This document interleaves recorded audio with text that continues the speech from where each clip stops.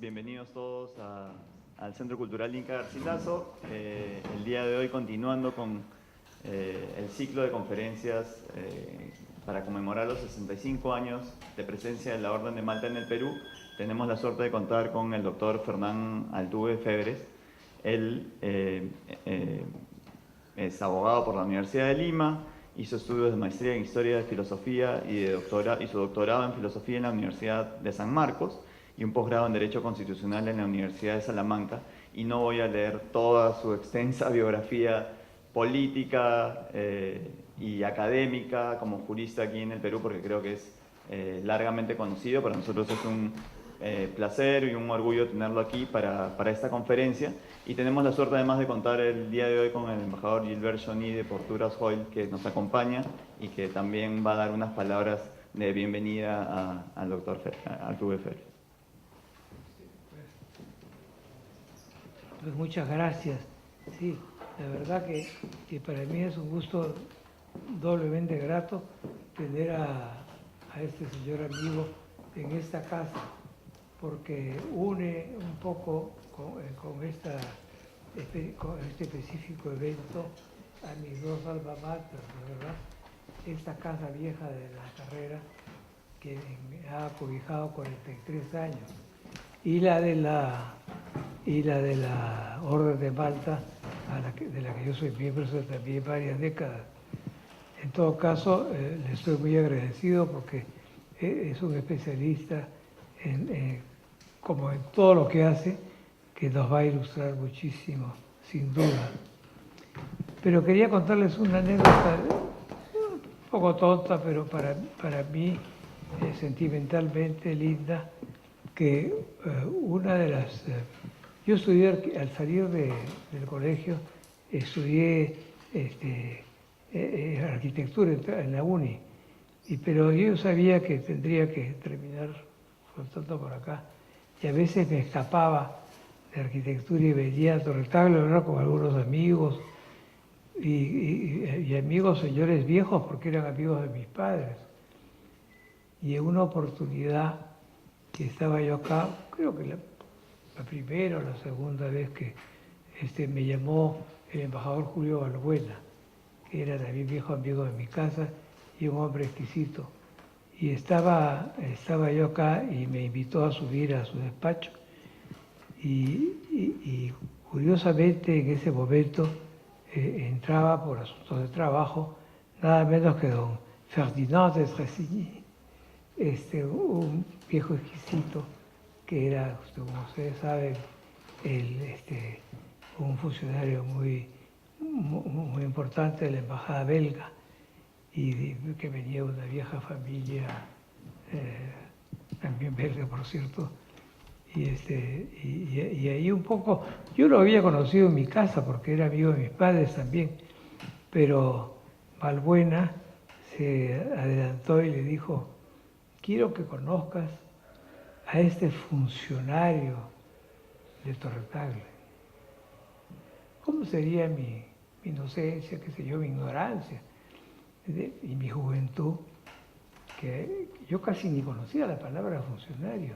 ¿Qué será eso? Pero me sentí importantísimo. Y entonces por eso guardo ese recuerdo delicioso de esa situación que une hoy al objeto de esta reunión, de esta conferencia, ¿no es verdad?, en el que dos personajes que tuvieron que ver tanto, es decir, sobre todo Tressigny, desde luego, otro señor como director de protocolo sin duda, pero que fue verdaderamente el que trajo la orden al Perú, y no solamente lo echó mucho por la fundación, de la Asociación Peruana de Caballeros, que hasta ahora sigue muy bien y funcionando, y el gobierno del Perú. También tengo una vinculación muy especial con Alberto Wagner de Reina, que a veces pocos lo recuerdan, pero que fue que fue caballero de la Orden, caballero de Gracia Magistral, y también lo hicieron más tarde Gran Cruz de Gracia Magistral, condecoración que yo también tengo, no sé por qué razón, pero en fin. Alberto Abad de la Reina fue el que verdaderamente convenció a las autoridades peruanas para reconocer a la orden y poder así nombrarse embajadores de ambos lados. Yo me disculpo con estas palabras tan íntimas que les he contado, pero que para mí son deliciosas y que las tengo de mis mejores recuerdos. Los dejo entonces con esta señora que, por cierto, me necesidad de presentar, porque todos sabemos muy bien quién es, el jurista, historiador, profesor universitario, político, filósofo, y filósofo de toda la política internacional. Un abrazo y esperemos.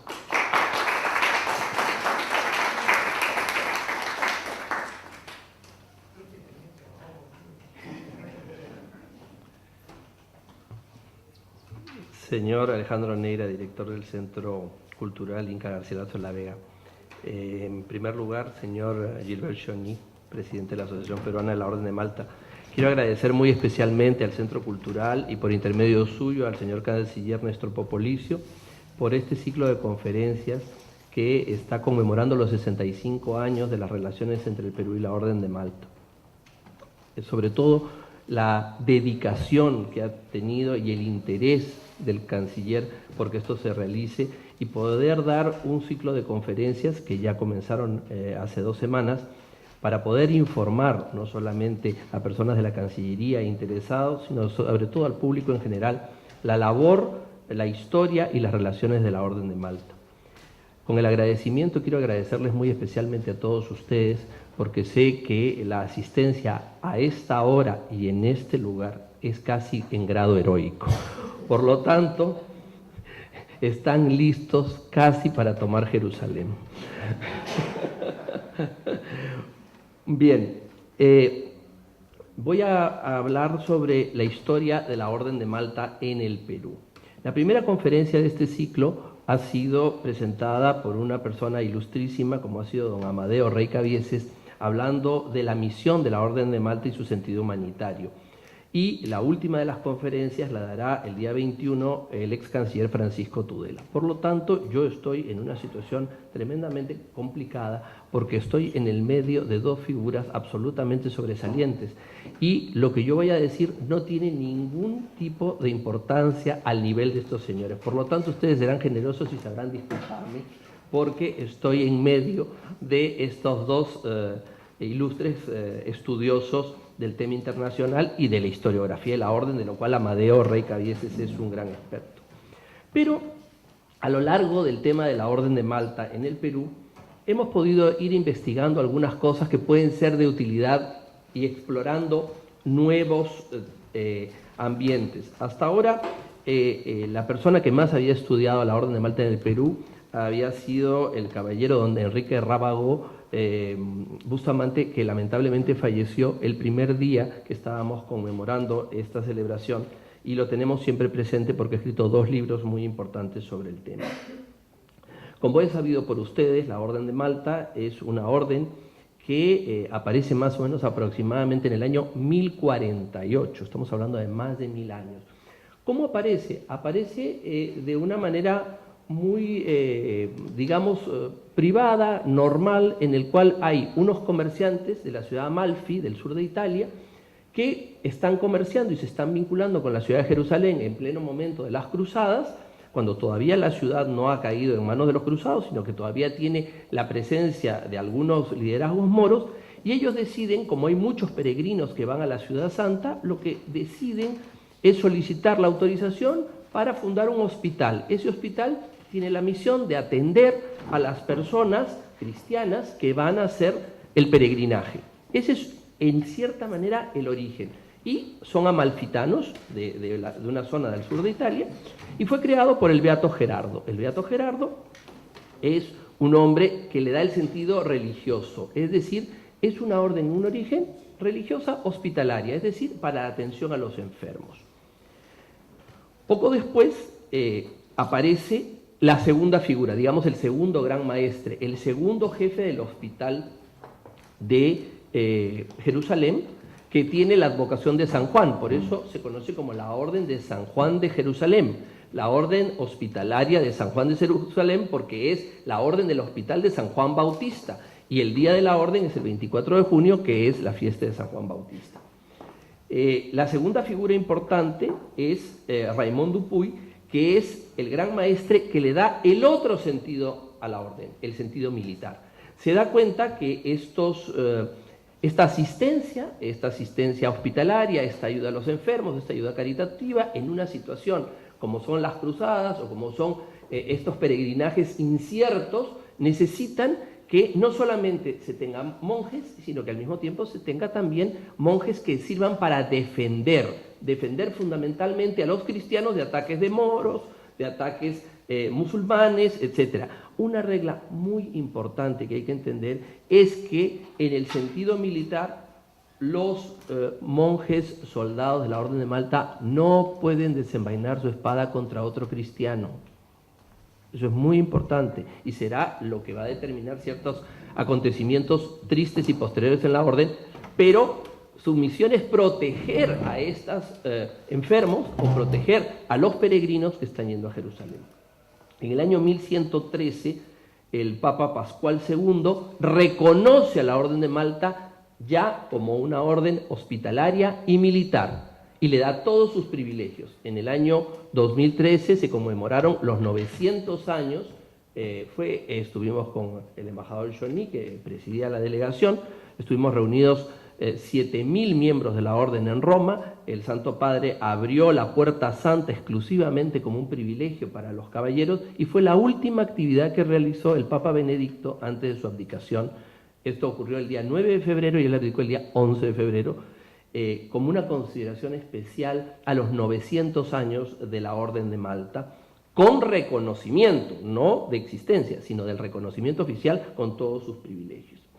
La Orden de Malta está en Jerusalén, los moros la expulsan de Jerusalén, había construido una fortaleza que está hoy día en Siria, que se llama el Krak, que ha sufrido muchísimo durante la guerra de Siria, ha sido bombardeada ampliamente, pero todavía sigue existiendo. Tienen que dejar esa fortaleza en 1187 y se retiran a la isla de Acre.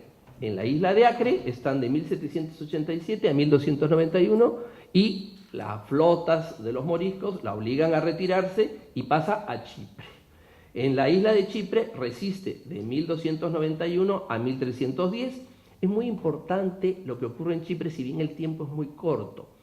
Y es que la orden se da cuenta de que no puede proteger ni mantener sus hospitales o su asistencia a los peregrinos, etcétera, solamente con lo que ocurre o con los recursos que obtiene en Tierra Santa. Y se organiza por primera vez como una organización, llamemos hoy día internacional. Crea 8 lenguas. Es decir, cada lengua representa a una parte europea. Está la lengua francesa, está la lengua germana, se organiza por lenguas y establece puntos de apoyo en cada uno de los lugares donde tiene una lengua. En Francia tiene 2, la del norte y la del sur. ¿Para qué? Para tener recursos para financiar la defensa de los peregrinos y de los hospitales de los ataques moros, para la defensa del Mediterráneo de la invasión mora. Entonces es la primera organización internacional donde los caballeros ya no son amalfitanos, ya no son del sur de Italia, ya no son de una zona particular, sino son de toda Europa. Y en Europa tienen posesiones, tienen bienes que dan rentas, y esas rentas permiten el sostenimiento de toda la orden en su campaña de asistencia hospitalaria y de defensa del Mediterráneo. Es un elemento sustancial de la organización, porque es la primera organización ya internacional de la Orden de Malta y recibe. ¿Cómo se organizan? Primero, es muy simple. Tienen en cada lugar donde se les da, los monarcas les dan concesiones, tienen en primer lugar una encomienda, o sea, tienen una organización, 1, 2, 3 encomiendas, que son en cierta manera locales donde tienen producción, como pequeños feudos.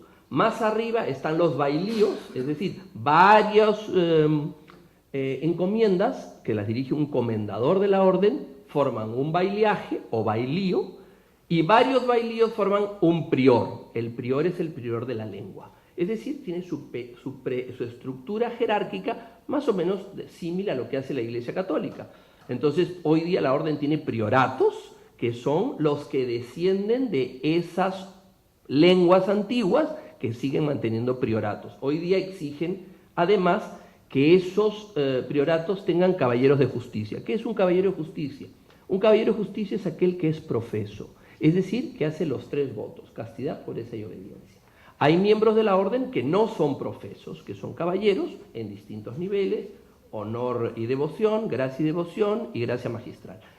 Esos son no profesos, pero los profesos o caballeros de justicia son en el fondo monjes soldados: pobreza, castidad y eficiencia. Y ellos están en los prioratos, en los bailíos y en las encomiendas. Esto va a ser importante para cuando vayan escuchando qué cosa es un comendador, qué cosa es un bailío o qué cosa es un prior, ¿no? Porque esas son las jerarquías que se tienen en la Orden de Malta. Por ejemplo, los que son profesos, se les antepone frey, como fraile. Frey significa que es profeso. Cuando uno ve delante de un caballero de Malta frey, es que ha hecho los 3 votos. Bien, de Chipre son expulsados nuevamente los moros y van a la isla de Rodas, donde se quedan un poquito más, 200 años, ¿no es cierto? De 1310 a 1522. Y logran resistir hasta que son nuevamente expulsados. En el año 1522 la Orden de Malta está prácticamente extinta. Termina en la ciudad de Viterbo, el gran maestre, protegido por el Papa, no tiene absolutamente nada, tiene los recursos para tratar de recomponer la situación, pero su situación es grave. Y ahí viene la gran salvación de Carlos V, esto ya lo mencionó en la reunión pasada Amadeo Rey, pero que es una historia muy bonita que vale la pena mencionar, y con eso voy a terminar solamente la parte introductoria de la historia de los, digamos, primeros 500 años de la Orden. Carlos V, que estaba emocionado por ver cómo habían combatido, porque todas estas expulsiones que yo les estoy mencionando tan ligeramente eran precedidas de unos sitios verdaderamente larguísimos, meses de meses sitiados, sin que comer, sin tener auxilio, y realmente combatían con lo poco que tenían de una manera heroica y sacrificada. Entonces, conmovido, Carlos V era, como rey de Nápoles, como rey de Sicilia, era rey de Malta.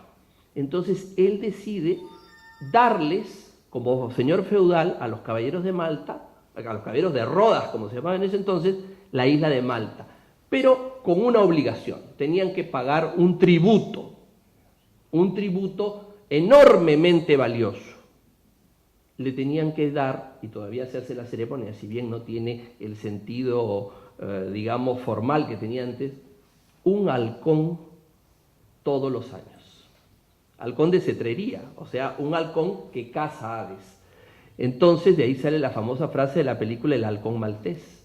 Lo que pasa es que en la película el halcón maltés es una pieza de oro, pero el halcón maltés, lo que se conoce como halcón maltés, es el tributo que los caballeros de Malta todos los años tenían que pagar al rey de Nápoles, que en este caso era Carlos V y sus sucesores, dándoles un halcón, y ese para la cetrería, para la cacería del rey.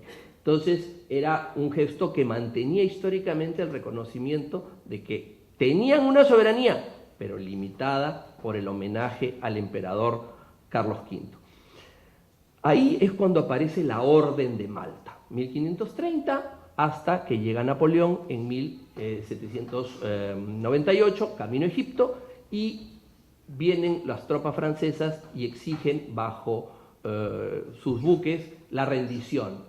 Y el gran maestre dice: yo he combatido, y nosotros durante todos estos años, a moros, pero no cristianos. Entonces, por cumplir con los preceptos de la orden de no levantar la espada contra un cristiano, entregan Malta, y es la última vez que los caballeros están en Malta y la abandonan. Después vendrán los ingleses que expulsan a los franceses y no devolvieron Malta. Pero bueno, hasta ahí son los primeros 500 años de la orden, y la orden en América. En estos otros 500 años, la orden va a estar presente en América. Primero, la etapa de la conquista.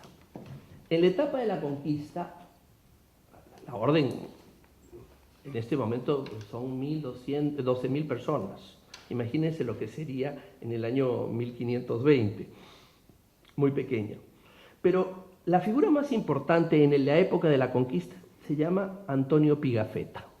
¿Quién es Antonio Pigafetta? Usted me va a decir, usted no había escuchado a Antonio Pigafetta nunca.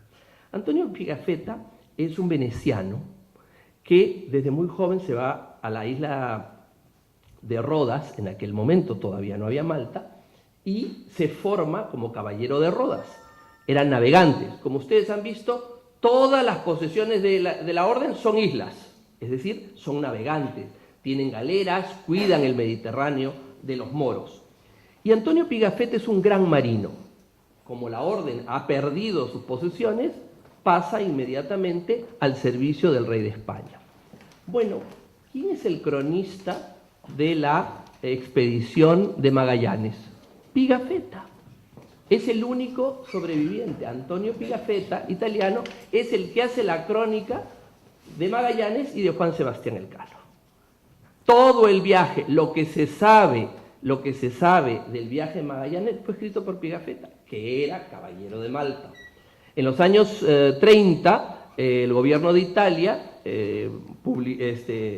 votó un famosísimo buque de guerra que se llamaba Antonio Pigafetta, y parece que Pigafetta era muy amigo de Magallanes y no quería nada al Elcano, porque en toda su crónica no menciona al Elcano una sola vez, aunque Elcano fuese el que completó la vuelta al mundo, pero no lo mencionó. En esa época también hay otra figura importante, es un español que se llama García Jofré Loaiza, que también era navegante y es enviado por Carlos V a descubrir el eje de las Molucas. ¿Qué pasa con las Molucas? ¿Por qué eran tan importantes? Porque si ustedes se acuerdan, el Papa Alejandro VI había establecido la división entre Portugal y España en Tordesillas, pero eso tenía también por el otro lado una contraparte, la línea continuaba por el otro lado, y esa línea cruzaba las Molucas, entonces había que saber en qué parte de las islas estaba. Y García Jofré Loaiza fue el marino que mandó Carlos V, cruzó Magallanes, llegó a las Molucas, pero murió. Es decir, dos grandes exploradores de la época de la conquista marítima, eran caballeros de Malta. Pero, históricamente, después, en todas las crónicas de la conquista, desaparecen prácticamente las figuras de la Orden de Malta. No se habla de la Orden de Malta y todo lo demás. Salvo un personaje que no aparece como la Orden de Malta, dice Comendador de Rodas. Yo no sé si ustedes recordarán una figura muy interesante de la conquista, que fue Lope de Aguirre, que es un personaje que ha dado más para la novela que para la historia. Es un personaje que era un ex conquistador del Perú, que va a buscar el dorado, es decir, una tierra de promisión y de oro en la Amazonía, y al final de cuentas lo único que encuentra son desdichas y pareciera, dicen que pierde la razón en esto, y obviamente llega hasta la isla Margarita, y claro, todo el trayecto en esta pérdida de la razón, en esta locura, es ir asesinando a todos los que tenía a la mano. Bueno, uno de los asesinados fue Juan Pérez de Guevara, que dice ahí en varias crónicas lo mencionan como comendador de Rodas. Es la primera vez que se habla de un miembro de la Orden de Malta en la conquista. Muchas veces no lo habrán asociado con Malta porque se le menciona a Rodas. Y él mismo, en un manifiesto donde se revela ante Felipe II, le dice: entre los que he liquidado está a un comendador de Rodas. O sea, él se vanagloriaba, mató a su propia hija, estaba totalmente enloquecido. Pero además es particular porque le molestaba mucho, decía que era muy hipócrita porque todo el día estaba piadosamente rezando, mientras que todos los otros cronistas que estaban en contra de Lope de Aguirre dicen que Juan Pérez de Guevara, que era el nombre, y ha sido difícil encontrar porque hay crónicas donde lo llaman Juan Pérez de Guevara, Juan Nuño de Guevara, Juan Iñiguez de Guevara, no podemos saber bien el nombre exacto, lo mencionan como un hombre muy piadoso, verdaderamente un hombre muy piadoso, y que obviamente no quiso aceptar ser parte de los crímenes de Lope de Aguirre, y por eso lo asesinó en el trayecto. Y otra última mención en la conquista es López de Gomara en el capítulo 47 de su Historia de las Indias, dice que en la batalla de Chupas, que es la batalla entre los almagristas y el ejército real, el almagrista Juan Balsa tenía un amigo que era un comendador de Rodas, que después de la batalla muere porque fueron derrotados, en la fuga los matan. No se sabe el nombre. A mí me parece, ya esto es una especulación de mi parte, que no debe haber habido muchos comendadores de Malta, de Rodas dando vueltas por América, y que podría ser Juan Pérez de Guevara, el mismo de Chupas, que es antes, y que no muere, sino que va con todos esos, digamos, rezagos de la conquista a buscar una nueva tierra de promisión, porque no se menciona nombre. Pero sí es interesante hacer lo que no se ha investigado, que es identificar a este comendador de Rodas, que está con López de Aguirre, y el comendador de Rodas que menciona López de Gomara, que no tiene. Ahora, después de la conquista viene el virreinato. En el virreinato barroco tenemos, digamos, tres personas importantes del siglo XVII. Una persona muy importante, que si bien no es peruano, es Alonso Pérez de Guzmán y Marañón, que nació en 1637 y murió en 1708. ¿Quién es Alonso Pérez de Guzmán y Marañón? Por esas circunstancias que tiene la vida, él es hijo del 9º duque de Medina Sidonia. ¿Quién era su padre, para poner en contexto? El duque de Medina Sidonia era el hombre más poderoso de Andalucía. La casa de Medina Sidonia, hasta hoy día, es una de las grandes casas ducales españolas, y su padre era realmente uno de los grandes señores, y la hermana de su padre se casa con Juan de Braganza, con el duque de Braganza de Portugal. Su padre estaba enamorado, perdidamente enamorado de su madre, pero su madre era una mujer de un linaje patricio, pero no noble. Entonces la familia se opuso al matrimonio. Su padre se casó 3 veces y tuvo varios hijos, pero los únicos hijos que sobrevivieron de su padre son los que tuvo con la señora Marañón e Ibarra, con la que no se casó, y con la cual tuvo 5 hijos. Él era el mayor. Y siendo él hijo legitimado, pero no hijo matrimonial, se tuvo que pedir una licencia especial al Papa que consiguió su padre, y desde los 16 años, Alonso Pérez de Guzmán entra a Malta y se hace marino. Lo que ocurre es que en España, cuando quieren formar buenos marinos, los mandan a Malta. Se convierte como la escuela naval de España, Malta. Y mandan a Alonso, que comienza en las galeras de la flota de Valencia. Y a su costado, él, jovencito a los 16 años, le toca por compañero en estas galeras y en este viaje a Malta un joven personaje que se llama Juan José de Austria. Juan José de Austria no es Juan de Austria, el personaje de Lepanto, hijo de Carlos V, sino es un hijo natural de Felipe IV, que se llama Juan José de Austria, que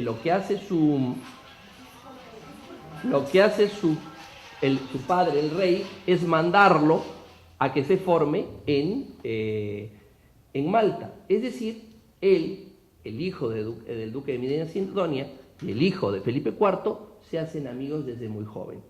Y él va haciendo una carrera. Primero comienza como comendador, después pasa a ser bailío, después va a terminar estar a punto de ser prior. Y en todo ese contexto de ascenso en su carrera naval, su amigo Juan José de Austria, hermano de Carlos II, medio hermano de Carlos II, lo manda al Perú y lo manda al Cusco. Y en 1670, en la crónica de Esquivel y Navia, se menciona que hace su entrada triunfal el hijo del duque de Medina Sidonia, con grandes pompas, a la ciudad del Cusco. Y de eso queda un registro iconográfico.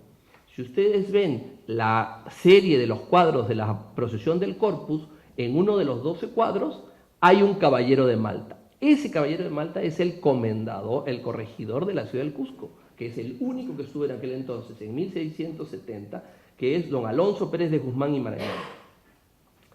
Después de terminar 8 años de su gestión, va a regresar a España.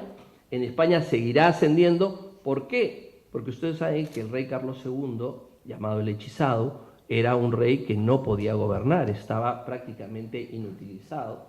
tenía dificultad de movimiento y la corte era la que gobernaba.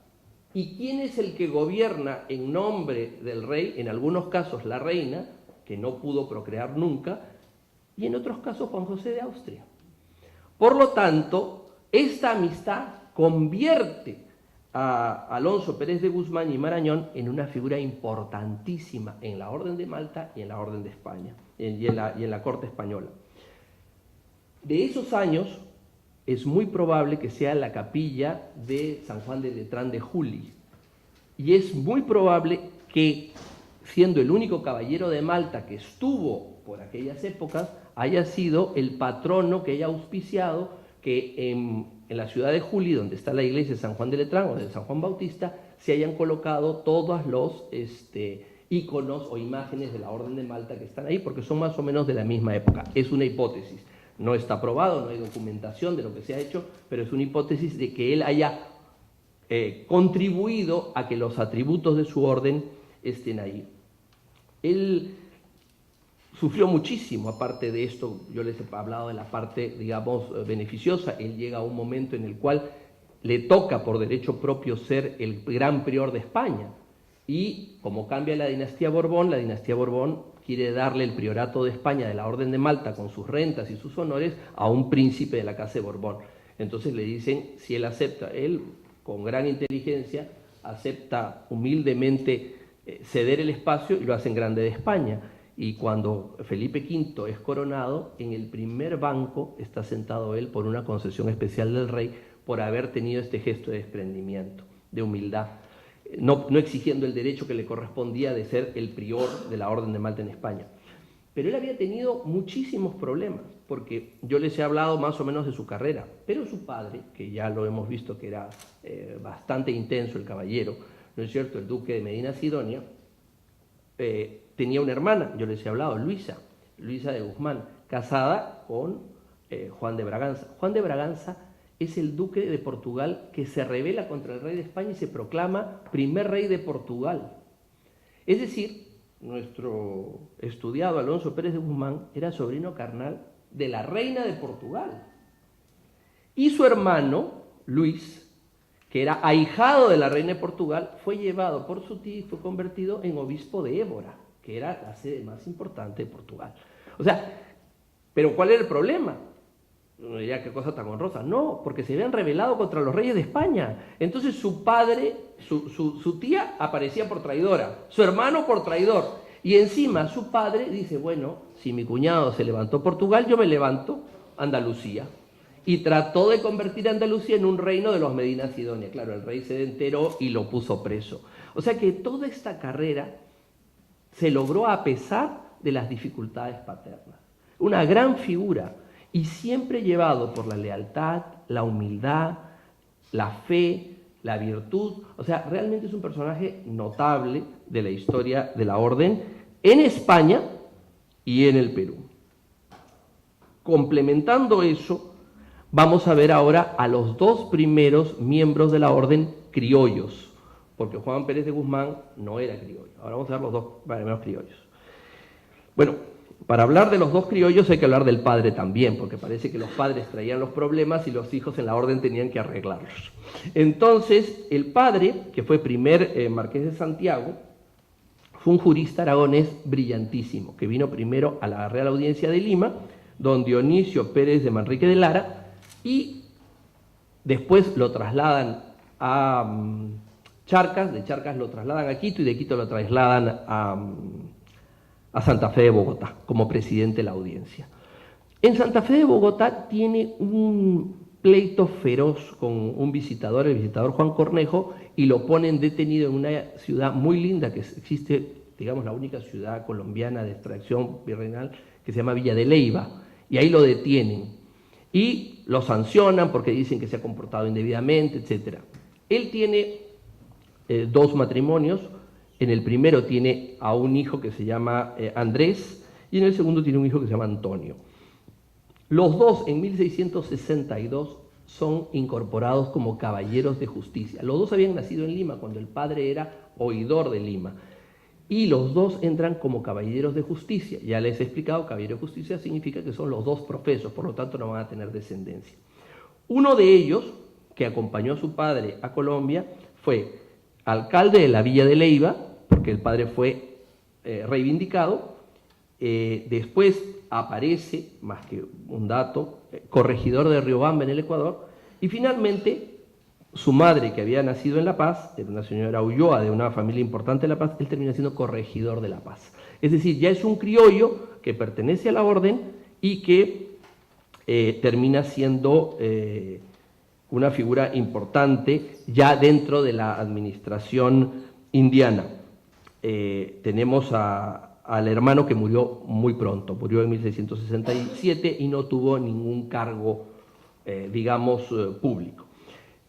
Esa es la primera presencia. Esta información toda es de Guillermo Lohmann, con ese libro extraordinario que se llama Los americanos en las órdenes militares, donde explica todos los expedientes de todos los americanos que han entrado a las órdenes militares, y están los dos expedientes de los dos hermanos, que son los primeros criollos que entran a la Orden de Malta y como caballeros profesos. En 1662, es una fecha antiquísima. No hay en América otros caballeros que hayan ingresado tan tempranamente a la orden y en esa condición inicial.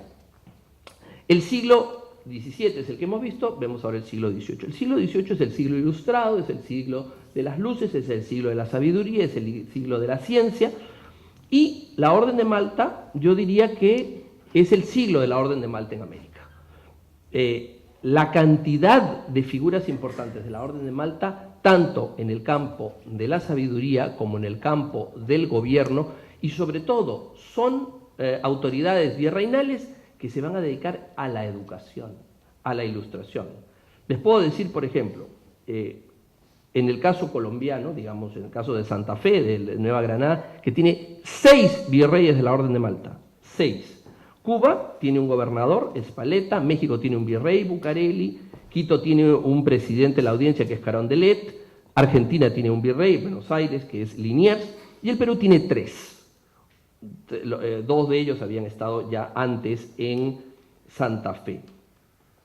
Los 3 virreyes de la Orden de Malta en el Perú son, primero don Manuel Amat y Junyent, 1766 a 1776, 10 años, don Manuel Gurrior, de 1776 a 1780, y Frei Francisco Gil de Taboada y Lemus, es decir, el único que es profeso. Los otros no son profesos, son caballeros, pero no son profesos, porque ya le iban ustedes a mirar mal los devaneos del virrey Manuel Amat.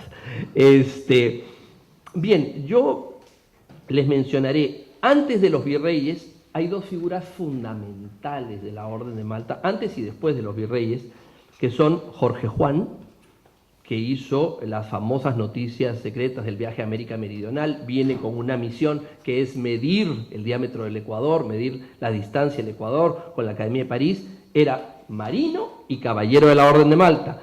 Estuvo 14 años en América, es una figura fundamental de la ciencia del siglo XVIII. Y la otra figura es un italiano de Toscana, que es Alejandro Malespina, que hace una gran expedición científica por toda la costa del Pacífico, igual como había hecho sus investigaciones Jorge Juan. Es decir, los 2 marinos más importantes de la ciencia a lo largo del siglo XVIII son miembros de la Orden de Malta. No son los únicos, pero sí son los que han estado posesionados en la relación con Malta. Hay otros marinos, Cayetano Valdés, que es descubridor de Alaska, que también era de la Orden de Malta, y más o menos en la Guerra de Independencia, un jefe de la flota virreinal, Gavino Gainza, también era de la Orden de Malta. Pero para hablar del siglo XVIII, hablaré de los 3 virreyes, brevemente, no quiero extenderme porque no es materia de hacer una biografía de ellos, sino la relación. Manuel Amat, más allá de la, digamos, de la visión romántica o llamémosle jocosa de su relación con una actriz en aquella época, es un gran virrey en el plano de la defensa y la exploración del Pacífico. Todas las importantes islas del Pacífico cercanas al Perú fueron exploradas desde el Callao, la isla de Pascua, la isla de Juan Fernández, la isla de Chiloé, las islas Marianas, que todas tienen Mariana por Mariana de Austria, todas tienen nombres de monarcas españoles. Y en el siglo XVIII, el virrey, el vicerrey, que se ocupa de la gran exploración del Pacífico desde el Callao, es Amat, aparte del plano militar. Es una gran figura en el plano militar. Él había sido desde los 16 años oficial de la Marina en Malta. La otra figura que no tiene una biografía definida, no existe una gran biografía de Manuel Gurrior. El primero, Amat i Junyent, como ustedes saben, era catalán. Manuel Gurrior era navarro. Manuel Gurrior es probablemente el virrey más peruanizado que haya existido a lo largo de los 40 virreyes españoles. Su relación con las élites peruanas fue extraordinaria. ¿Qué es lo que ocurre? A él le toca una situación muy difícil. En 1778 se da el Reglamento de Libre Comercio. Es decir, la élite de Lima, que tenía el monopolio de todo el comercio de Sudamérica, en 1778 lo pierde. Se abre el libre comercio plenamente. Entonces se prepara la élite de Lima y compra 4 millones de pesos en especies, en productos, bajo el libre comercio.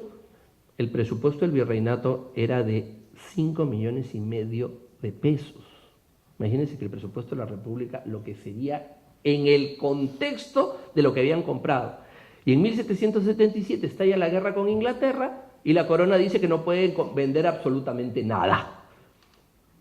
Entonces Gurrior se pone del lado de los comerciantes limeños y dice: esto es imposible. A estas personas las van a quebrar. No pueden hacer ese cambio.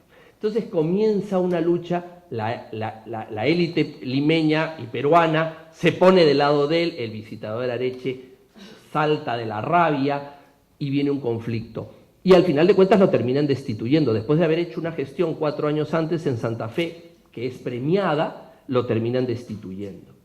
Y cuando es despedido, es una de las escenas más lindas de la historia del Perú, porque toda la ciudad de Lima, desde lo más alto hasta lo más bajo, los pobres comerciantes, humildes, etcétera, salen a aplaudir al virrey que se va hacia el Callao, porque están viendo que estaba defendiendo al Perú en contra de cosas que no se entendían. Entonces el virrey, al despedirse, es despedido, pero no solamente es despedido, le abren un proceso, un juicio de residencia. Ustedes saben que el juicio de residencia realmente era un sistema de contraloría eficaz, no es como los de ahora que no sirven para nada. Es un sistema eficaz. Le abren un juicio de residencia para investigarlo plenamente, y en el juicio de residencia, dependiendo de la cantidad de agravios que se presentaban, uno tenía que poner una garantía. Y Gurrior no era un hombre rico. Gurrior se va del Perú sin ser un hombre rico. No tenía dinero para la garantía. Y el consulado de Lima junta el dinero y pone la garantía para garantizarlo. Cuando llega a España, el juicio de residencia sale favorable y en premio el rey le da el título de primer marqués de Gurrior, reconociendo lo que había pasado. Obviamente Areche después será responsable de todo lo que hemos visto con Tupac Amaru, que si se hubiese visto o si hubiese escuchado a Gurrior, todos esos acontecimientos podrían haberse aplacado. Y Francisco de Gil de Taboada, que es gallego, es una figura interesantísima de primer nivel. Es el que fomenta toda la reforma educativa del virreinato. Es un virrey de la ilustración, de la educación. Es un hombre que realmente no tenía bienes, es un hombre correctísimo. Era marino, como todos los anteriores, había estado en Malta como marino, y cuando se va del Perú lo nombran jefe de la flota, llega a ser ministro de Marina. Y cuando entra, estaba ya muy anciano, entra José Bonaparte y Napoleón a España, le exigen que reconozca al rey intruso. Y él dice que no, que él es fiel al rey y que él no va a reconocer al rey intruso. Entonces piden que lo metan preso. Y en todo caso, en un gesto que lo digna, José Bonaparte dijo que no, que era un hombre valioso, que había tenido un gesto heroico, y muriendo en 1809, o sea, un año después de la entrada, el rey Bonaparte ordenó que le dieran todos los homenajes y honores como jefe de la flota, ministro de guerra, reconociendo que había sido un hombre valioso y correcto. Ese es el siglo, ya ustedes entrando en materia están viendo un siglo XVIII donde la Orden de Malta está bastante relacionada y es bastante importante la presencia en el Perú. El Perú independiente, ¿qué pasa en el Perú independiente? Yo les expliqué lo que había pasado con la orden cuando los caballeros abandonan la orden por no pelear con los franceses, no quieren pelear porque son cristianos al final de cuentas. La orden pasa momentos muy difíciles, termina realmente dando vueltas por Rusia, termina en Roma, etc. Y varios reyes que habían tenido bajo su protección estas lenguas que yo les mencioné, con esos patrimonios que servían para defender a la orden o para que la orden se sostuviese en Malta, dicen, bueno, ya la orden no existe, ¿qué vamos a hacer? Bueno, nos agarramos los bienes y los expropian y los pasan a la corona. Eso pasa en Alemania, eso pasa en Austria, y pasa en España.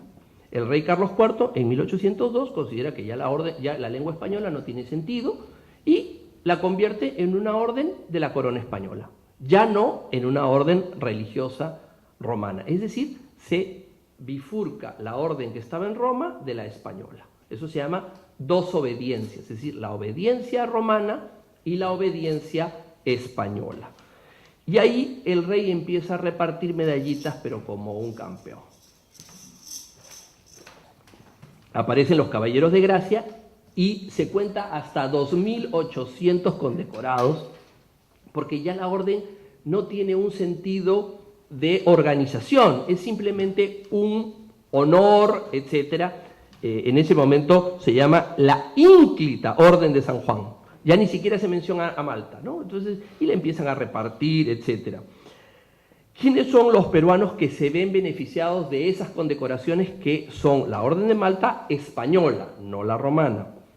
Pedro Mariano de Goyeneche, ahí está la casa de la familia Goyeneche al frente, como sacerdote José Sebastián de Goyeneche, obispo de Arequipa, y José Manuel de Goyeneche, conde de Huaki. También estaba un oidor de la Audiencia de Lima, Tomás Palomeque, que resultó que siendo oidor de la audiencia y español, cuando vino la independencia se pasó a ser vocal supremo.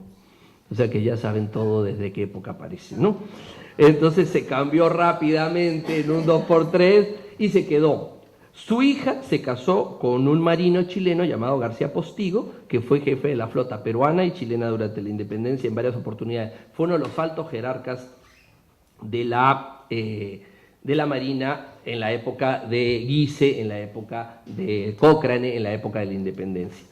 Estos son, digamos, los 4 caballeros de Malta de esa obediencia española que duró hasta 1885. En 1885 el Papa le pide al rey de España que la obediencia española se reintegre a la obediencia romana. Y el rey de España acepta y desde ese momento los caballeros de Malta españoles ya obedecen directamente a la Orden de Malta de Roma. Pero han quedado algunos privilegios extraños que tienen los españoles que son honoríficos y absolutamente legítimos, porque corresponden a esa tradición de esa etapa en la cual ellos, por ejemplo, en los uniformes tienen algunas particularidades, no usan espada, usan sable, o sea, son parte de esa tradición formada de 1802 a 1885. Ahora, en la obediencia, llamemos romana, ¿hubo peruanos? Sí, hubo 2 peruanos que estuvieron en la obediencia romana. ¿Quiénes son? Esos 2 peruanos son Andrés de la Ribagüero y Lotz y don Alfonso de la Ribagüero y Lotz, los hijos del primer presidente del Perú, cuya madre era la princesa Carolina de Lotz-Corvagen. Ellos se fueron del Perú más o menos hacia 1840, cuando eran jóvenes, nunca regresaron al Perú, y se fueron a vivir a Roma. En el rol de los caballeros de Malta de 1877 aparecen como marqueses. La Orden de Malta los reconoce como marqueses y fueron incorporados como caballeros de honor y devoción el 6 de junio de 1872. Es decir, estaban ya los primeros caballeros peruanos en la obediencia romana y obviamente después se integró la española. ¿Qué pasa en el siglo XX? En el siglo XX, y ya voy a ir terminando, comenzamos con un artículo en la prensa, en el Diario Unión de 1913, información que me ha dado el historiador Michel Laguerre, pero él y yo pensábamos que estábamos hablando, el artículo dice una orden militar y hospitalaria, pensábamos que era la Orden de Malta, pero no. Resulta que se trata de una orden de fantasía o una orden falsa que llegó al Perú hacia 1913, eso lo he estudiado muy bien don Amadeo Rey Cabieses en un artículo extraordinario que a todas las personas que les interesa el tema de la orden, yo les recomiendo que lo lean, porque de manera histórica y jurídica trata con una exactitud y precisión las diferencias entre lo que es una orden falsa y lo que es una orden verdadera o legítima. Lo que pasa es que, como la Orden de Malta ha tenido tanto prestigio, la imitación ha sido una forma de buscar cómo engañar personas, etc. Bueno, este caballero español, don Julio Lecea y Nava, hizo un viaje al Perú y a Chile, creó su orden de San Juan de Acre y Santo Tomás, empezó a repartir medallitas por todas partes, esto es lo que cuenta don Emilio Gutiérrez de Quintanilla, pero proponía algo que obviamente en la Orden de Malta creo que no se hubiera aceptado. Pedía que le dieran las repúblicas americanas tierras seriazas para él poder hacer proyectos inmobiliarios con finalidades obviamente hospitalarias, etcétera, etcétera. Estuvo en Chile desde 1907, al Perú pasó por 1909, 1913, y da cuenta el artículo. Entonces lo que pensábamos que era un artículo en homenaje a la Orden de Malta es dar cuenta de que apareció una orden falsa. Eso quiere decir que ya tenía importancia la Orden de Malta, porque si no, no se hubieran... Claro, pero siempre son cosas así raras, ¿no? Orden de San Juan de Acre, están tratando de hacer algún tipo de engaño y hay que ser cuidadosos. Por eso pido que lean el artículo de don Amadeo, porque esclarece cuáles son las correctas y cuáles son las incorrectas. Pero en el siglo XX la figura más importante sin duda es don José de Larribagüero. Don José de Larribagüero se exilió en 1919 del Perú y en 1928 recibió el 4 de julio un telegrama. Toda esta información está en el tomo 18, volumen 1 de su correspondencia, que es la correspondencia con su gran amigo, el gran amigo europeo español de Ribagüero es Miguel Lasso de la Vega, marqués de Saltillo, genealogista, historiador del arte, su archivo está en la casa de Velázquez. Su gran amigo personal peruano fue el canciller Gallagher. Si ustedes quieren ver la correspondencia íntima, personal de Ribagüero, todo es con Manuel Gallagher. Todas las relaciones del noviazgo con la chica Udebert, todo está con Manuel Gallagher Calaval.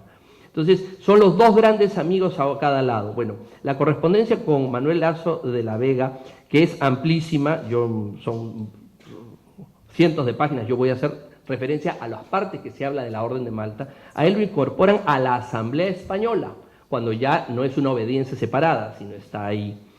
El 2 de julio da cuenta de que también se ha cruzado Juan de Osma y Pardo, su primo, que era ministro plenipotenciario del Perú en España. O sea que ya había dos personas que se habían cruzado.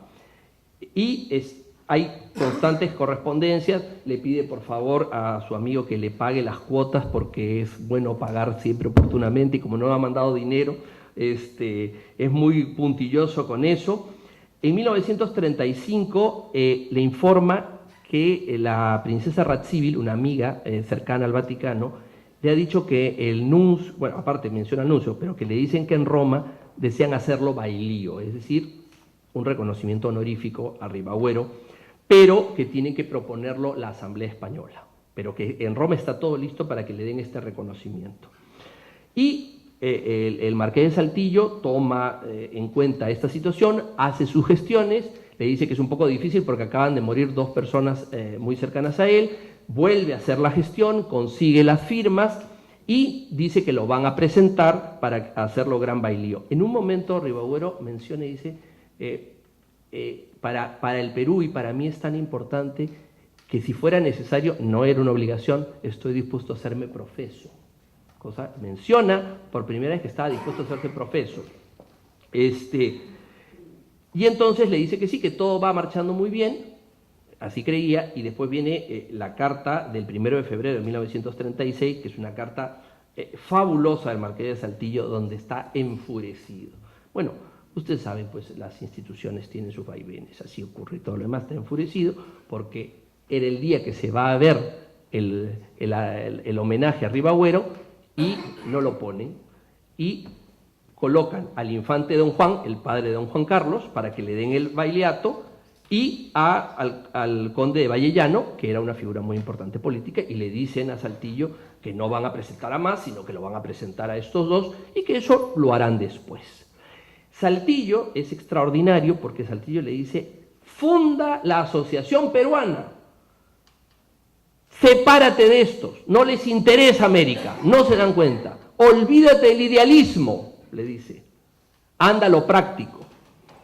Y él le contesta una carta muy linda, el 18 de febrero, agradeciéndole su reacción, y le dice que no, que para él Hispanoamérica es España, que él considera que todo se tiene que hacer por España, que no importa lo que ocurra, que él quiere mantenerse así y humildemente acepta la decisión que tomen en España, que obviamente el infante y el conde de Vallellano tienen muchos más méritos que él, que si se decide se hará, pero que él jamás va a dar un paso que pueda significar algo que rompa con España, en ningún gesto.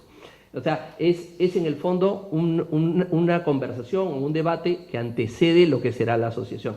Es muy interesante porque en la carta de 1934 le dice, aquí ha venido un joven francés, creo, que está tratando los temas de la orden. Ustedes no se ocupan de eso.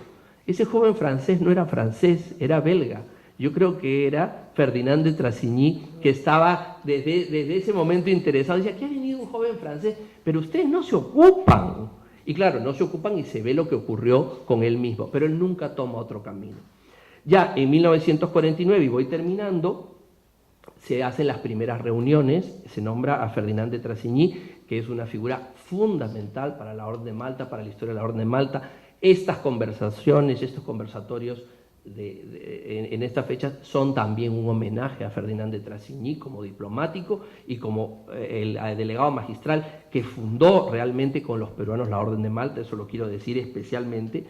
De 1949 a 1951, él y Valdemar Schroeder y Mendoza son los grandes promotores y activistas de la orden. La asociación se funda estatutariamente en 1951, en 1953 se establecen las relaciones diplomáticas entre la Orden de Malta y el Perú, que estamos conmemorando ahora. En 1961, el presidente Prado, en su visita a Roma, visita la Orden de Malta, hace una visita oficial, está en la fotografía, sería muy bonito tratar de rescatarla, porque hace una visita oficial, la única visita oficial y formal del que yo tengo conocimiento de un presidente peruano a la Orden de Malta.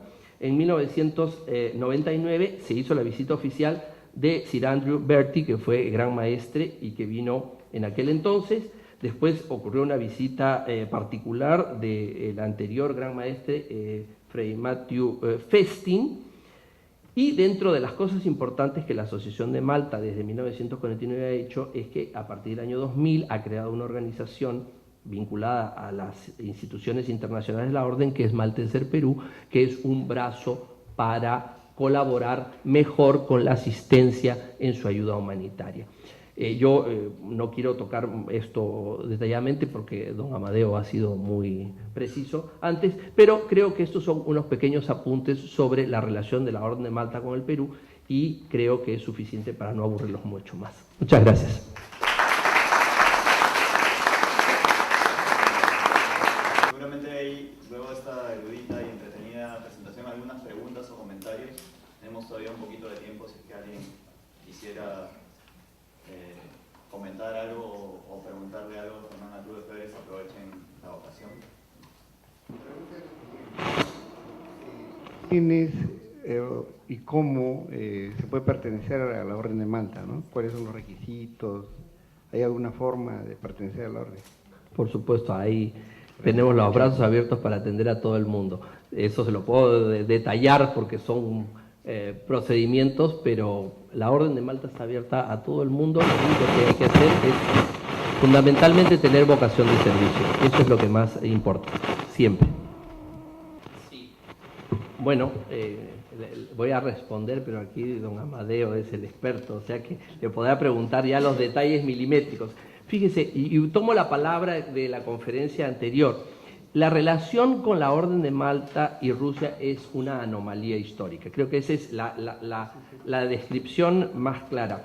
Es cierto que en 1789 lo que ocurre es que el gran maestre alemán entrega la isla para no combatir con cristianos, y en ese momento se produce una diáspora tremenda, y hay que agradecer al soberano ruso, a Pablo I, que se convierte en protector de los caballeros.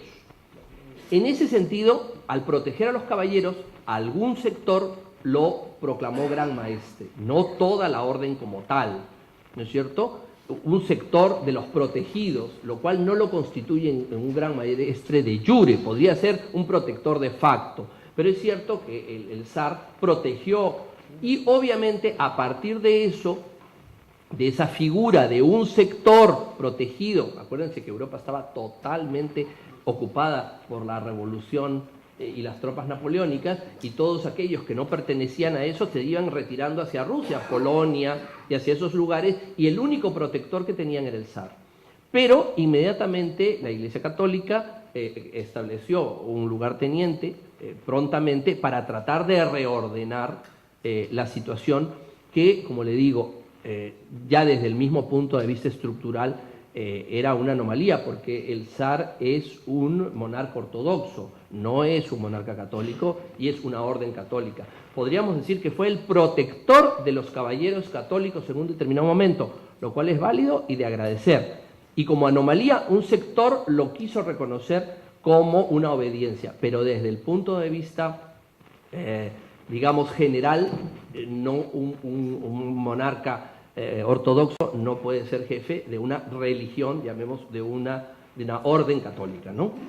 Pero fue el protector, eso sí, y se le agradece porque en un momento donde la orden estuvo a punto de ser exterminada totalmente, hay que reconocer el mérito de esa protección, ¿no? Y la condecoración que luce, y usted conoce pinturas de Pablo I, sí, con el manto de armiño y demás, luce la condecoración. La misma, y la distribuyó entre miembros de la corte. Incluso tengo entendido que a un diplomático inglés en la corte de San Petersburgo también lo condecoró. Pero claro, como usted comprenderá, es una anomalía, porque uno era anglicano, el otro era ortodoxo. O sea, no estamos en una situación, digamos, regular. Creo que la mejor figura es decir que fue un protector. Que fue un protector, como protector tuvo el reconocimiento y la gratitud de un sector que fue protegido, pero no de la unanimidad. No fue un capítulo general de todos los miembros, ni con las fórmulas regulares de la elección que se hubiera hecho un gran maestre. Por lo tanto, es una altísima protección. Históricamente se le debe una gratitud a las fuerzas del zar y de la monarquía rusa por ese apoyo, pero digamos... Y después, lamentablemente, como también se mencionó en la conferencia anterior, pues también ha generado un conjunto de conflictos, porque algunas de esas órdenes falsas dicen que vienen del zar Pablo, o sea, ya es... Malta conocí yo, que tiene sede social en el centro de Malta, si usted conoce, en la calle San Pablo, parece que es lo que llaman el gran priorato de Rusia. Por eso le pregunto cómo considera, y ellos imponen condecoraciones. Bueno, digamos, ahora alguien con mayor conocimiento que yo va a opinar, pero yo le digo eso, si leen el artículo de don Amadeo, pues verá que no es regular. Bueno, quería felicitar al profesor Altuve Febres por su conferencia, que ha sido magnífica, como siempre, que leo yo. Y no, en relación a lo que dice usted sobre esta materia, es verdad que el zar Pablo, el emperador Pablo I de Rusia, acogió a la orden y la protegió durante un tiempo, desde 1698, en que Napoleón toma la isla de modo pacífico, como ha dicho el doctor Altuve Febres, precisamente porque los caballeros de Napoleón, vamos a decir, era cristiano y era católico, y entonces, bueno, pues la orden, digamos, que queda protegida por el zar Pablo, que era ortodoxo, y es una anomalía, como dice don Fernán, puesto que es un monarca ortodoxo. Ahora bien, sobre ese tipo de prioratos, grandes prioratos, a raíz de ese momento, y especialmente a finales del siglo XIX y principios del siglo XX,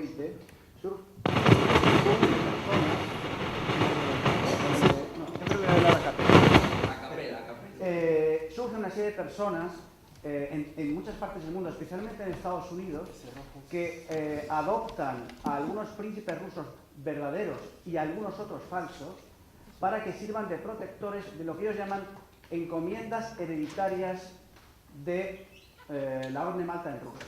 Estas encomiendas hereditarias, por supuesto, inexistentes, pero ellos dicen que son verdaderas. Entonces, algo que es típico de las órdenes falsas es que toman a algún príncipe verdadero que les dé un marchamo de autenticidad y que de alguna manera pues, les sirva de, digamos, de pantalla, de protección frente a quienes dicen que son falsos. No, pero mire usted, es que tenemos a un gran prior, ¿no?, que es un gran duque ruso, como de hecho ha habido varios grandes duques rusos que han estado, digamos, en la cabeza de estas órdenes completamente ficticias, que todavía existen al día de hoy. En el artículo que citaba Fernán, que lo publiqué hace unos meses en un libro, es un capítulo de un libro específico sobre la Orden de Malta, publicado en España este año, ¿no? Pues justamente hablo de todas estas órdenes falsas, que hay más de 30 y tantas, 40 y pico órdenes falsas aproximadamente, de todo tipo, y entre ellas todas las rusas. Además hay una genealogía de órdenes falsas, de tal modo que una persona funda una orden falsa, se pelean, porque siempre se pelean entre ellos, es decir, uno dice, no, es que yo soy el presidente, no, el presidente soy yo. No, bueno, entonces yo fundo una escisión de esta orden. Entonces existen verdaderas genealogías de órdenes falsas. Yo he intentado en ese artículo, digamos, hacer una pequeña, un pequeño estudio sobre esta materia, pero es absolutamente imposible entrar en todas las órdenes falsas que hay, porque es tal cantidad. La Orden de Malta, nuestra Orden de Malta, la Soberana Orden Militar de San Juan de Jerusalén, de Rodas y de Malta, que es la única auténtica que existe, pues tiene una oficina específica y personas específicas en la Orden que se dedican a estudiar esta materia. Y no solamente eso, sino que en algunos lugares, por ejemplo en Estados Unidos, la Orden ha interpuesto querellas sobre el uso de los distintivos, de las insignias y los emblemas de la Orden, puesto que solo la Orden Malta puede utilizar con pleno derecho. Y estas querellas han seguido adelante en algunos casos y evidentemente siempre han sentenciado a favor de nuestra orden. Evidentemente que es una orden, como todos sabemos, soberana y reconocida mundialmente, con derecho de delegación recíproca, no activa y pasiva, en más de 100 países del mundo, ¿no? Por tanto, hay ahí evidentemente un aprovechamiento de la fama de la orden para utilizarla en provecho generalmente propio, ¿no? En provecho de estas personas. Pero le pregunto, Pablo I, que aparece en las pinturas... Pablo I se hizo pintar, no solo una vez, sino bastantes veces, más de una, no solamente con la corona, la corona de Gran Maestre de la Orden, tiene una particularidad, y él la pone en ese retrato más famoso que usted menciona. Muy famoso. El más famoso que usted menciona, pero tiene más, pero el más famoso, que me imagino que es uno que está en Gran Premio, con el manto de armiño. Con el manto de armiño, bueno, y no solamente con el manto de armiño, sino con una veste especial, es decir, con una dalmática específica, que es la dalmática de los profesos, que es roja, con la cruz blanca en el pecho, y en ese retrato de Pablo I está retratado con esa dalmática, que es la dalmática que recuerda a la cota de malla de los caballeros medievales, que le tienen pegada al pecho, ¿no? Y eso es la dalmática de los caballeros profesos de la orden. Cuando se hace profesión de los caballeros actualmente, profesos, se coloca esa dalmática roja, y Pablo I utilizó esa dalmática roja precisamente, digamos, para reafirmar su condición de gran maestre de la Orden de Malta. En la corona, como digo, situó la cruz de Malta en lo alto del orbe. Ustedes saben, las coronas católicas sitúan en el orbe que está encima de la corona una cruz, ¿no? Las coronas musulmanas utilizan una media luna, no una cruz. Bien, pues la cruz de esa corona es una cruz de 8 puntas de Malta. Y no solamente eso, sino que además el zar Pablo I hizo fabricar innumerables cantidades de cajas de rapé que repartía a sus amigos, en donde estaba su cifra en diamantes colada con una cruz de Malta. Existen todavía algunos ejemplares que se encuentran en Sotheby's and Christie's si uno rebusca por ahí. Es decir, que el zar Pablo evidentemente él se creía que se llamaba Gran Maestre y concedió esta orden a muchísimos miembros de la alta nobleza rusa, de personajes de la milicia y del gobierno del imperio. Y hay no solamente su retrato, sino hay bastantes retratos de grandes personajes rusos, no revestidos, pero sí con la cruz de la Orden de Malta en su uniforme o en su vestimenta. Es muy habitual.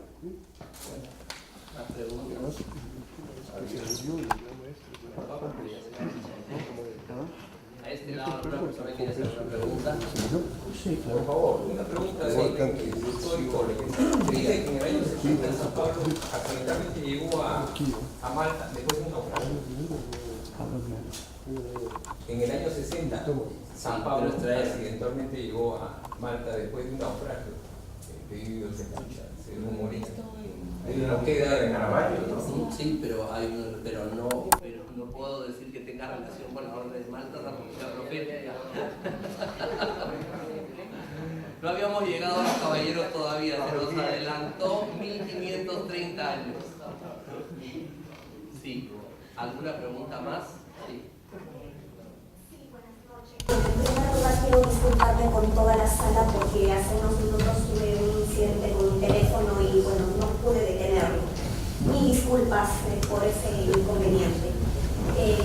Bueno, estoy aquí porque me ha parecido que esta conferencia es bastante importante para conocer qué es la Orden de Malta.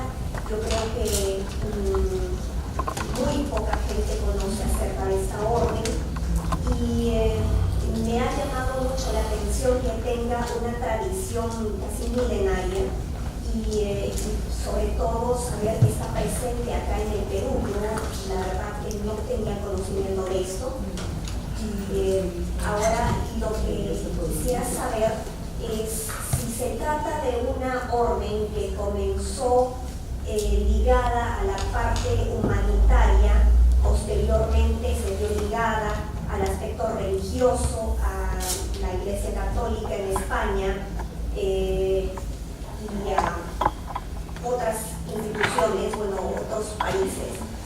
¿Cuál ha sido la labor específica, hablando humanitariamente, de servicio aquí en el Perú? Porque podemos hablar de figuras o personajes o personalidades muy importantes, como por ejemplo el señor Fernando de Tassinis, que usted lo ha mencionado, pero la labor humanitaria o el aporte de la Orden de Malta al Perú o a Lima, ¿cuál ha sido? ¿Cuál diría usted que ha sido?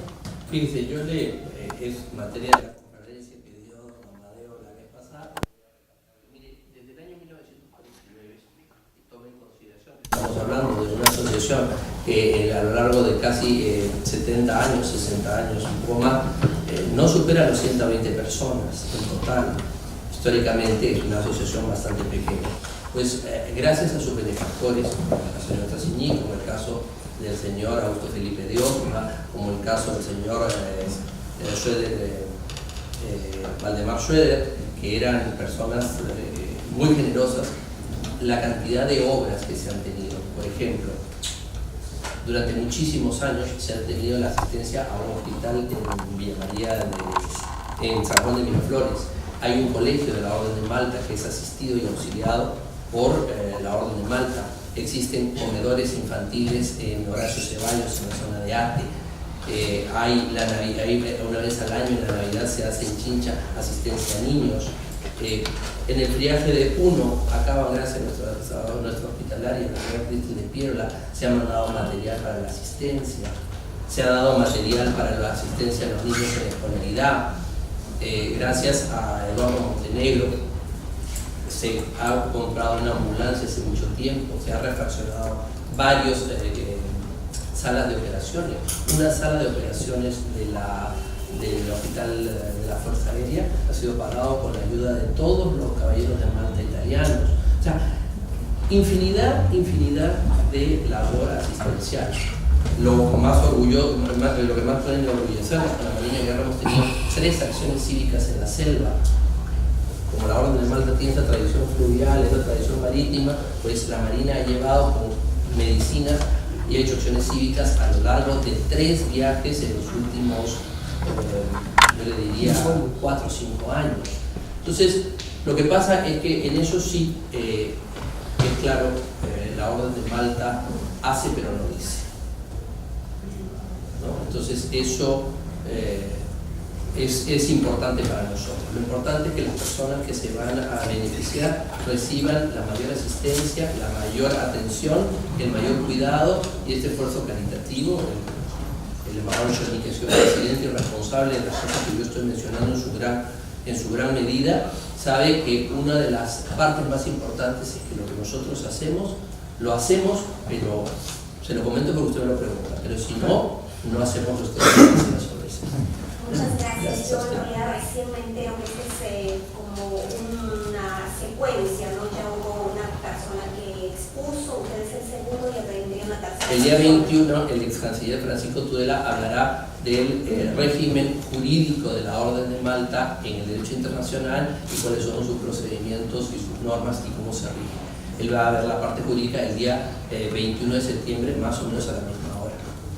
O sea que es un ciclo que por la generosidad del canciller Popolicio y del Centro Cultural hemos podido realizar para difundir, porque nosotros lo vemos, creemos y pienso que el canciller también lo ha pensado así, han sido 65 años verdaderamente fructíferos de ayuda, de asistencia y de colaboración. Perdona que intervenga otra vez. No, está bien. Quería preguntarle, y consideré ofendido la pregunta, ¿no? La pregunta se trata de la relación que puede tener ahora la Orden de Malta con el Papa Juan Pablo II, con el Papa Francisco, perdón. Porque, bueno, yo tengo referencias muy poco ciertas y muy lejanas, ¿no? Pero parece ser que ha habido algún conflicto, si usted me podría explicar. Mire, yo le informo lo que es un punto de conocimiento que no tenemos. En el año 2017 ha habido un conflicto constitucional dentro de la Orden de Malta, no ha sido un conflicto con el Vaticano, ha sido un conflicto constitucional de interpretación de cuál es el rol del gran maestre y el rol del gran canciller, lo que debía ser el jefe del Estado con el primer ministro, lo cual no estaba claramente definido en la Carta Constitucional de 1961. Eso ocasionó la renuncia del gran maestre, que presentó su dimisión. La Orden de Malta tiene desde el mes de mayo de este año un nuevo gran maestre, que es don Giacomo de la Torre del Templo de Sanguineto, de origen italiano, caballero profeso, caballero de justicia, y antes de su definición como gran maestre, su nombramiento fue llevado ante el Santo Padre para su ratificación. Ha sido ratificado por el Santo Padre y desde la ratificación ha quedado definido como el gran maestre número 80 de nuestra orden. Por tanto, la comunión entre los caballeros de la orden y la Cátedra de San Pedro, el Santo Padre, es plena. No hay ningún tipo de, disensión. Lo que hubo fue un conflicto constitucional sobre cuál era el rol del primer ministro y el rol del jefe del Estado. Eso, obviamente, si hay un conflicto en una orden católica, también tiene el Vaticano algo que decir. Pero en este momento, ese tema que ha ocurrido el año pasado está plenamente superado. Y nosotros estamos plenamente en comunión con el Santo Padre.